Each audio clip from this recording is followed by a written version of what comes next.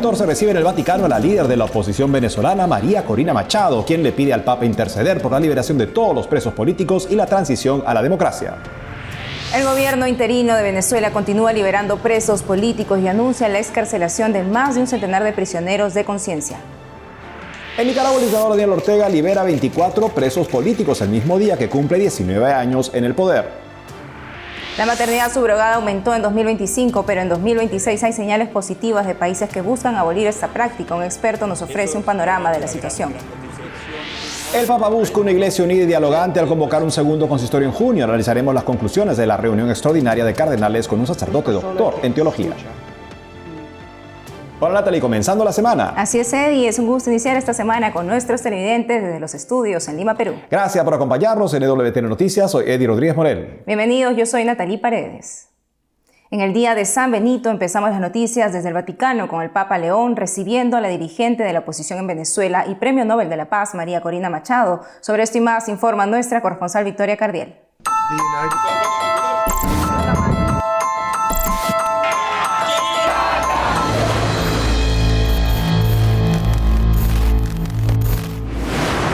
León XIV mantuvo este lunes una intensa jornada de audiencias en el Palacio Apostólico del Vaticano. Una de las citas más destacadas fue con la dirigente opositora venezolana María Corina Machado, que ha sido una voz destacada en la denuncia de la crisis institucional, económica y humanitaria que atraviesa el país. De momento el Vaticano no ha difundido detalles sobre el contenido de la conversación, como es habitual en este tipo de encuentros de carácter reservado. Tras la captura de Nicolás Maduro el pasado sábado 3 de enero en una operación militar, el presidente Donald Trump dejó a María Corina Machado fuera del futuro político del país, que actualmente está dirigido por Delcy Rodríguez. Según confirmó la Casa Blanca, está previsto que esta semana la política venezolana viaje a Estados Unidos para reunirse con Donald Trump.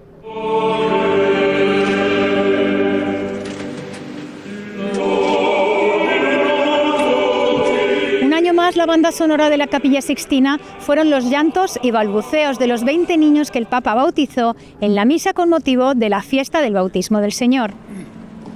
Este domingo fue la última celebración litúrgica de la primera Navidad como pontífice de León XIV, que quiso así retomar la tradición de impartir el primer sacramento a los hijos de los trabajadores del Vaticano. Una práctica que inauguró San Juan Pablo II en 1981. El Papa impartió el bautismo a los pequeños, derramando el agua bendita sobre la cabeza de cada uno de ellos. Bajo los majestuosos frescos de Miguel Ángel, en la misma sala en la que fue elegido como sucesor de Pedro, el pasado 8 de mayo, el Papa subrayó la importancia de la fe en la vida cristiana. Cuando sabemos que un bien es esencial, enseguida lo buscamos para aquellos a quienes amamos.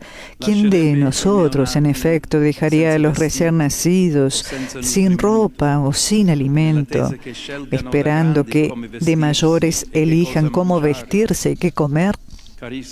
Queridos hermanos, si el alimento y el vestido son necesarios para vivir, la fe es más que necesaria, porque con Dios la vida encuentra la salvación.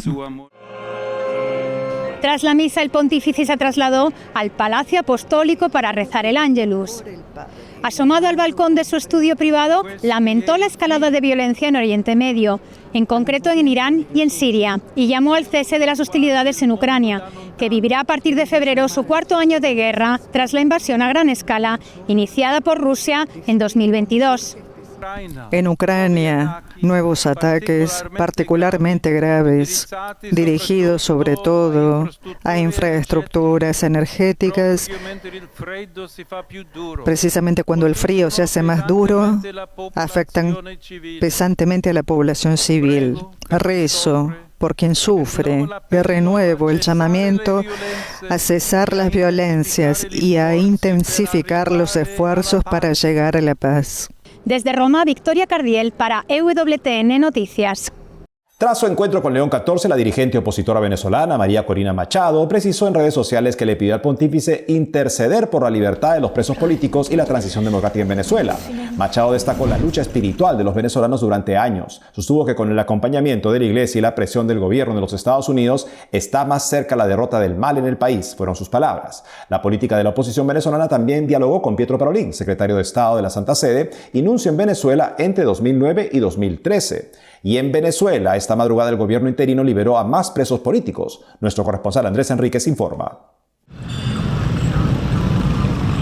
En la madrugada de este lunes, el gobierno venezolano anunció la liberación de 116 presos políticos, con lo que ascendería a 133 la cifra total de excarcelados desde que la presidenta encargada Delcy Rodríguez anunciara amnistía para los prisioneros la semana pasada. A pesar de lo informado por el gobierno interino, organizaciones independientes en Venezuela solo han confirmado 24 liberaciones. En los últimos días, estas organizaciones denuncian una demora en las excarcelaciones, a pesar de los anuncios del chavismo y las declaraciones del presidente estadounidense Donald Trump, quien celebró la medida. Este fin de semana se supo de la muerte en la cárcel de Edison Torres Fernández, de 52 años, un policía detenido en diciembre de 2025. Dentro y fuera del país, los venezolanos elevan sus voces pidiendo a Delcy Rodríguez que acelere y concrete la libertad de los presos políticos, muchos de ellos sometidos a terribles torturas y tratos inhumanos en su cautiverio. Uno de los casos más emblemáticos es el del argentino Nahuel Gallo, detenido por el régimen chavista mientras visitaba a su esposa, María Alexandra Gómez, en Venezuela. Hoy, desde Buenos Aires, es esta venezolana quien pide por la libertad de su esposo y de todos los demás detenidos en forma injusta. Esperando aún, ya pasaron 2 días completos desde que se hizo ese anuncio de que iban a ser liberados los presos políticos y hasta el día de hoy no hemos tenido ningún tipo de respuestas. De verdad, para nosotros es necesario seguir reclamando y haciendo todo lo que hemos hecho durante todo este tiempo. Son 13 meses pidiendo por la liberación de Nahuel Agustín Gallo y que hasta el día de hoy todavía no lo hemos conseguido. Ahorita que salgan todos los presos políticos, no un número, porque no es un número que me digan que salieron 10, que salieron 20, que salieron 30. Son miles, ya vamos por miles, que liberan, que abran las cárceles en Venezuela de nuestros presos políticos, que injustamente han perdido su libertad solamente por pensar diferente. Por su lado, los obispos venezolanos han pedido en reiteradas ocasiones la liberación de todos los presos políticos y el cese de la persecución y el hostigamiento por motivos ideológicos de parte del régimen chavista. En Caracas, Venezuela, Andrés Enríquez, EWTN Noticias. Y desde Estados Unidos, el presidente Trump dijo estar dispuesto a reunirse con la presidenta encargada de Venezuela, Delcy Rodríguez. Confirmó que esta semana se reúne con la dirigente opositora María Corina Machado. Escuchemos qué dijo sobre las excarcelaciones de presos políticos en Venezuela y más en el siguiente informe. Las fuerzas estadounidenses interceptan otro petrolero en el Caribe. La administración Trump apunta a los buques que viajan hacia y desde Venezuela. Antes del amanecer, en Truth Social, el presidente Donald Trump escribe: Venezuela está liberando a un gran número de presos políticos como señal de que busca la paz. Se trata de un gesto muy importante e inteligente. Estados Unidos y Venezuela están colaborando estrechamente, especialmente en lo que se refiere a la reconstrucción de una forma mucho mayor, mejor y más moderna de su infraestructura de petróleo y gas. El presidente añade que no habrá otra ronda de ataques contra Venezuela, pero que la presencia militar estadounidense permanecerá en la zona por seguridad. Tendrán seguridad total. No tenían seguridad, pero ahora es una Venezuela completamente diferente. Venezuela tendrá mucho éxito. Por ahora, el enfoque principal, las amplias reservas de petróleo de Venezuela, y si los ejecutivos del sector petrolero se sienten cómodos, invierten en un país que se enfrenta a la inestabilidad y la inflación. Sus enormes reservas se encuentran entre las más grandes del mundo y vamos a trabajar con Venezuela, tomar decisiones sobre qué compañías petroleras entrarán. Vamos a llegar a un acuerdo con las compañías, probablemente hoy o muy pronto.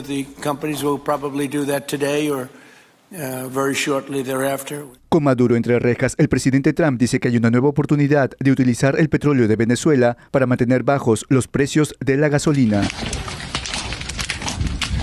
Mientras tanto, Rusia sigue lanzando ataques masivos en Ucrania, utilizando cientos de drones y docenas de misiles. Uno de los últimos ataques mortales coincide con un nuevo enfriamiento en las relaciones entre Moscú y Washington por Venezuela y la incautación por parte de Estados Unidos de un petrolero con bandera rusa en el Atlántico Norte.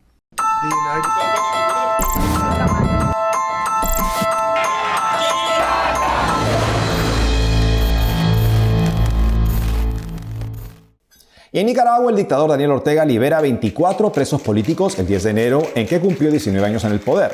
La organización Mecanismo para el Reconocimiento de Personas Presas Políticas en Nicaragua sostiene que la liberación fue confirmada por familiares y entidades de derechos humanos, aunque se estima que podrían ser más. Entre los excarcelados están Rudy Palacios Vargas, Marvin Antonio Campos Chavarría, Mario Rodríguez Serrano, Olga Lara Rojas, Pedro López Calero y Jessica Palacios, entre otros, quienes regresaron a sus hogares tras largos años de prisión arbitraria. Sin embargo, organizaciones civiles y opositores señalan que esta medida no representa una liberación total ni un cambio sustancial en el trato hacia los disidentes en Nicaragua, ya que decenas de presos políticos continúan encarcelados, incluidos indígenas y activistas por años detenidos. Además, indicaron que se han registrado detenciones recientes de al menos 60 personas, vinculadas a publicaciones a favor de la captura de Nicolás Maduro. Escuchemos la opinión del expreso político Félix Madariaga. Cada nicaragüense que regresa con su familia nos llena de alegría, efectivamente. Pero también nos recuerda el alto costo que aquellos que queremos libertad han pagado por exigir democracia, por exigir justicia. Es importante decirlo con claridad, los presos políticos no son liberados por una concesión gratuita de la dictadura sandinista, sino porque enfrentan una presión internacional firme, una presión constante, una presión coordinada. Cada liberación es el resultado de esa presión y de la persistencia de quienes no han dejado de exigir libertad.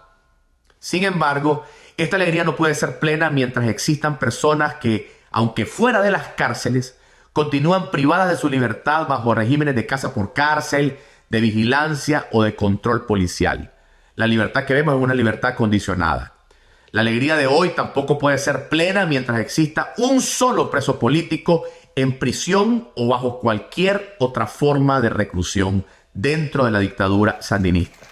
Así que la libertad debe ser para todas las personas, sin excepción.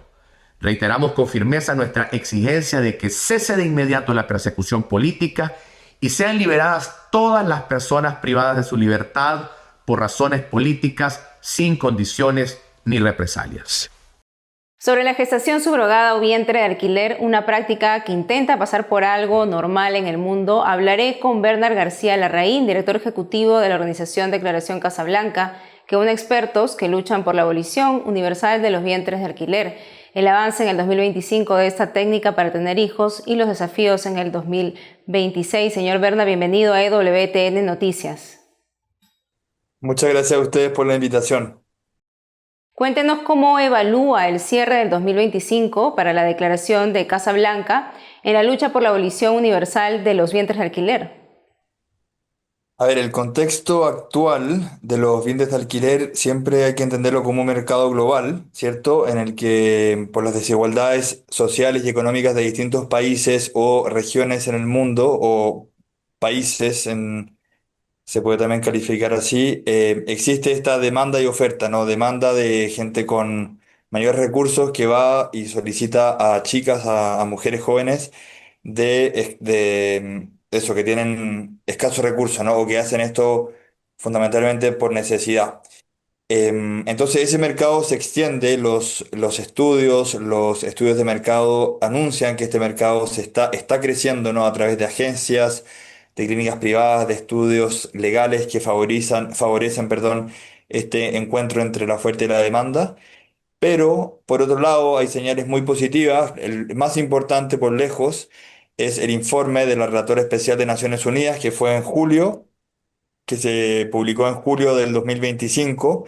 La señora Rim Al-Salem, Relatora Especial de Naciones Unidas sobre violencia contra la mujer, publicó este informe de 26 páginas y 19 recomendaciones en el que ella, analiza la maternidad subrogada como lo que es, o sea, violencia contra la mujer, una práctica contraria a la dignidad de la persona, de los derechos del niño y de la mujer, y hace un llamado a la comunidad internacional a abolir y a establecer un tratado internacional para abolir la maternidad subrogada. Después hubo otras grandes noticias, por ejemplo, la prohibición constitucional en Eslovaquia, un país cierto de Europa Central, en que durante una reforma constitucional se vio este tema, ¿no?, del mercado global de la maternidad subrogada, y los parlamentarios, los políticos eslovacos dijeron, bueno, este tema es tan importante que vamos a prohibirlo en la constitución de nuestro propio país, ¿no? Y es la primera vez, en nuestro conocimiento al menos, en que esto se hace a nivel nacional. Luego también hubo una nueva resolución del Parlamento Europeo en el sentido de condenar la práctica de la maternidad subrogada.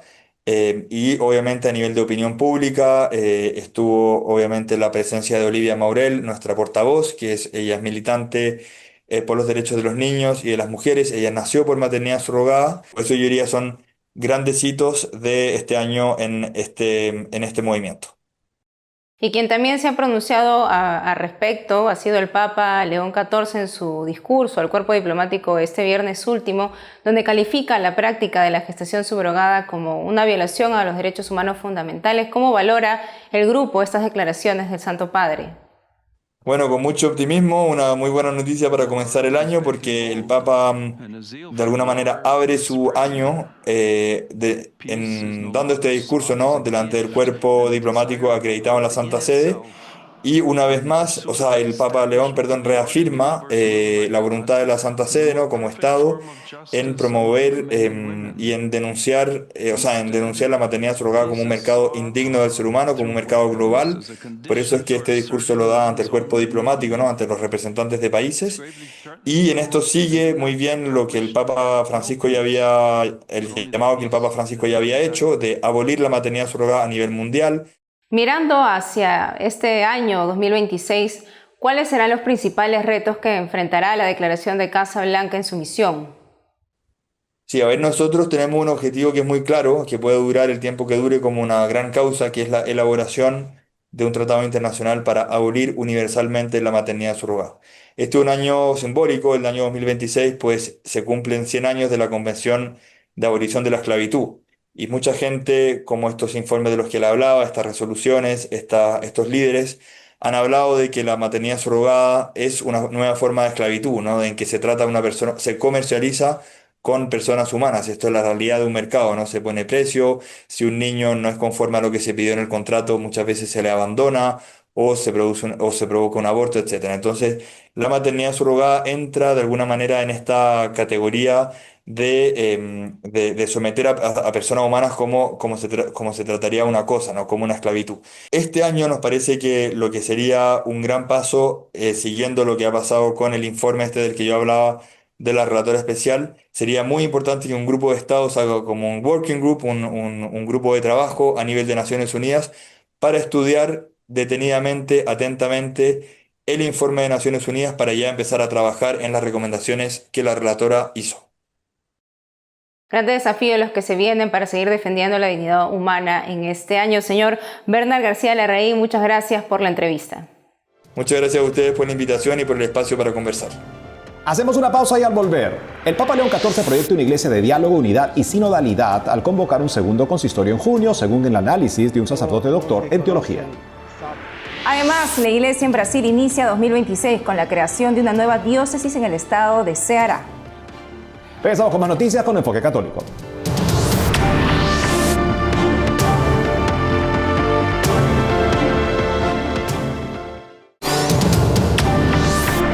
El Papa León XIV anuncia un segundo consistorio para junio próximo en torno a la solemnidad de los santos Pedro y Pablo. Para profundizar más sobre los planes de siguientes asambleas y los frutos del primer encuentro, estamos conectados con Fray Joseph Thomas, sacerdote de la prelatura del Opus Dei. El padre Joseph Thomas es capellán de Mercer House en Princeton, Nueva Jersey, y tiene un doctorado en teología por la Universidad Pontificia de la Santa Cruz en Roma. Fray Joseph, ¿qué importancia tiene que el Papa León XIV haya convocado su primer consistorio extraordinario tan pronto en su pontificado? Sí, yo creo que tiene un gran significado porque el Papa, como los que conocen saben, es una persona que escucha, y la Iglesia, como ha el Papa Francisco también ha señalado, quiere escuchar, quiere dialogar.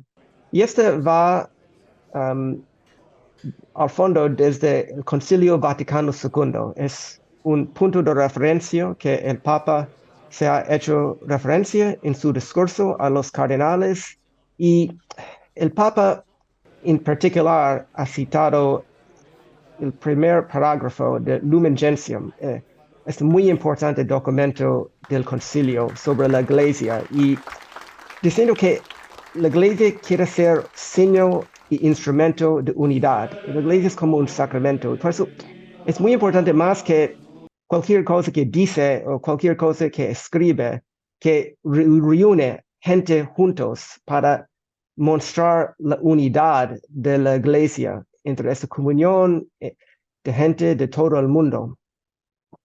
¿Y qué opinas sobre la intención también del Santo Padre de dar una periodicidad anual a estos encuentros?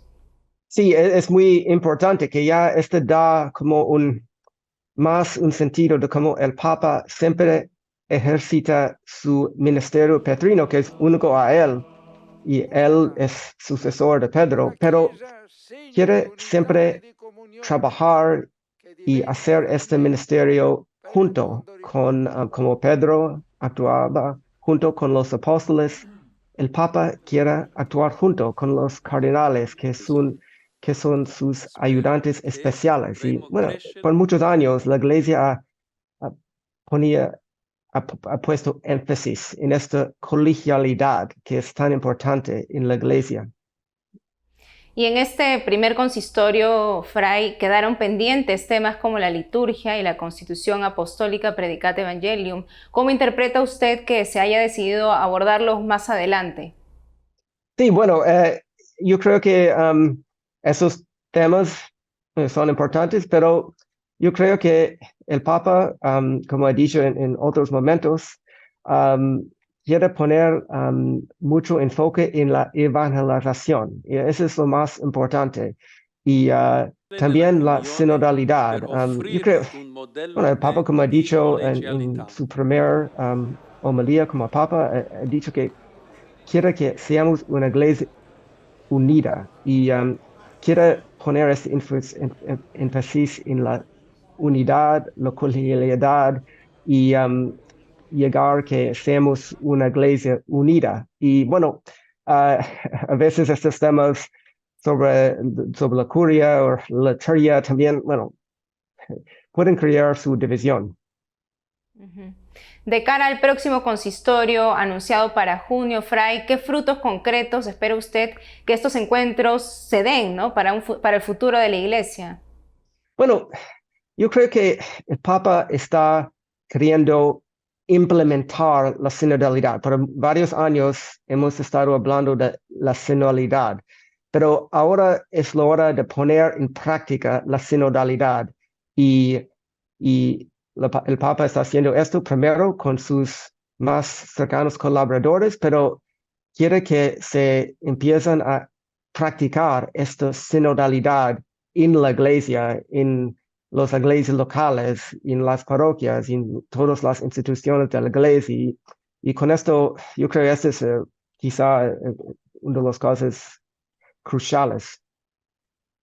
Fray Joseph Tobas, muchas gracias por la entrevista. Muchas gracias a usted.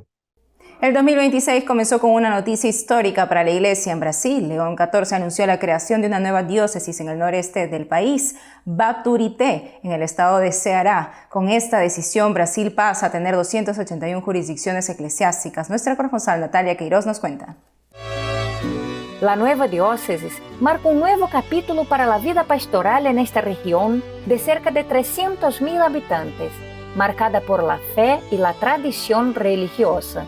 Su primer obispo será Monsenhor Luiz Gonzaga Silva Pepeu. Acolho a misión con disponibilidad. Acojo esta misión con disponibilidad, alegría y espíritu de servicio, consciente de los desafíos y esperanzado en la acción del Espíritu Santo. Humilde y franciscanamente les pido que me acompañen con sus oraciones para que pueda ser un pastor según el corazón de Jesús, el buen pastor. Segundo el corazón de Jesús, el buen pastor. El territorio de la nueva diócesis fue escindido de la arquidiócesis de Fortaleza.